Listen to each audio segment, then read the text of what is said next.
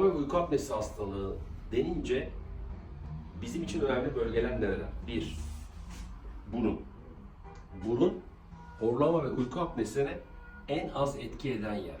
En az etki eden yer. Yani sadece burun cerrahisi ile horlama ve uyku apnesinden kurtulamazsınız. 2. Orofarenks. A diyeyim bakalım. Bakın bu hastamızda hiçbir boşluk yok. Bademcik küçük bir damak yapısı inanılmaz derecede kötü. İkinci bölgemiz burası. Şimdi hastamızın birinci bölgede ve ikinci bölgede çok ciddi sıkıntıları var. Hiç boşluk yok. Üçüncü bölge dil kökü. Çıkar baba dilini dışarı. Uzat bana doğru. Ağzından nefes al ver. Eyle bakalım. Nefes. Nefes. Eyle bakalım.